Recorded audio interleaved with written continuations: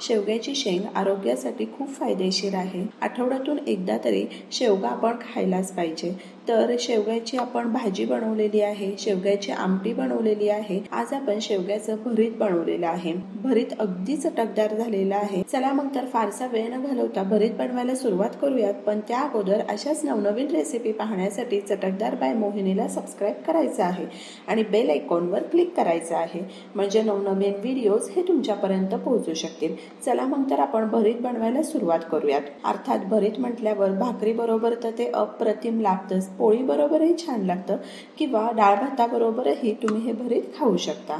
तर भरीत बनवण्याकरता ह्या ठिकाणी आपण शेवगा घेतलेला आहे. शेवगा भाजण्याकरता गॅसवर आपण जाळी ठेवलेली आहे. शेवग्याच्या शेंगा ठेवायच्या आहेत. ज्या प्रकारे आपण वांग्याचं भरीत करताना वांगी कशी भाजून घेतो तसंच आपण शेवगा छान भाजून घ्यायचा आहे. सर्व साईडने पलटी करून करून शेवगा छान भाजून घ्यायचा आहे. शेवगा भाजायला फारसा वेळही लागत नाही.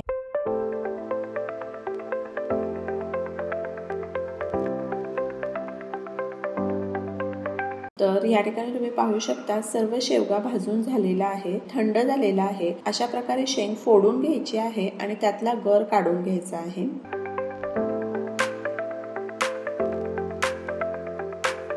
तर चमच्याच्या साहाय्याने आपण सर्व गर काढून घेऊयात. तर मी या गराचा वापर हा डायरेक्ट केलेला आहे. तुम्हाला हवा असेल तर गर तुम्ही मिक्सरमध्ये किंवा कुटून घेऊ शकता. शेंग जर व्यवस्थित भाजली गेली तर गर अगदी झटपट निघतो.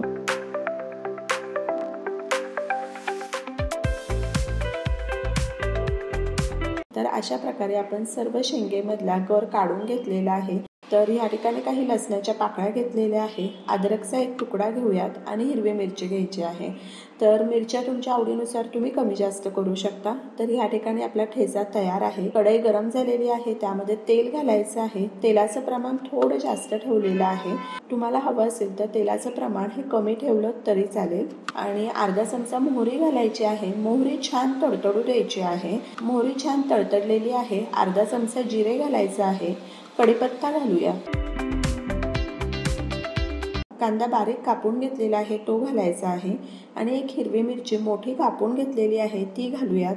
आणि आपण वाटलेला ठेचा घालायचा आहे आणि मंद आचेवर 1 मिनिटाकरता छान परतवून घेऊ. खोबऱ्याचे काप घातलेले आहे, शेंगदाणे घातलेले आहे.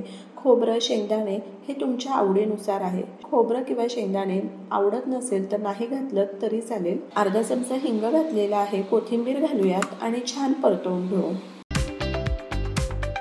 2 मिनिटाकरता कांदा छान परतवून घेतलेला आहे. अर्धा चमचा हळद घालायची आहे.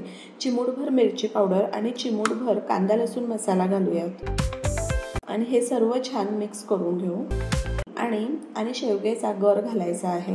गर आपण मध्यम आचेवर 1 ते 2 मिनिटाकरता छान परतवून घेऊ.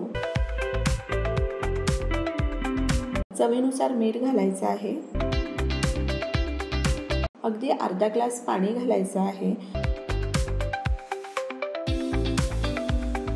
सर्व मसाले हे छान मिक्स होण्याकरता 5 मिनिटाकरता वाफ काढूया. तर ह्या ठिकाणी 5 मिनिट झालेले आहे. आपण चमच्यानेच अशा प्रकारे छान मॅश करून घ्यायचं आहे.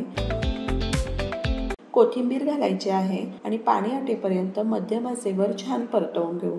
भरीत आपण अगदी कोरडं होईपर्यंत नाही परतून घ्यायचं, थोडं ओलसर ठेवायचं आहे की जेणेकरून ते भाकरीबरोबर खायला छान लागेल. आणि ह्या ठिकाणी आपलं चटकदार शेवग्याच्या शेंगेचं भरीत तयार आहे.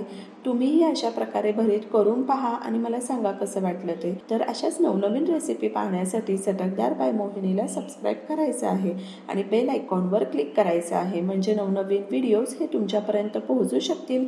आणि वेळात वेळ काढून तुम्ही माझी ही रेसिपी पाहिली तर त्यासाठी तुमचे खूप खूप खूप धन्यवाद. पुन्हा भेटूया अशाच एका नवीन रेसिपी बरोबर.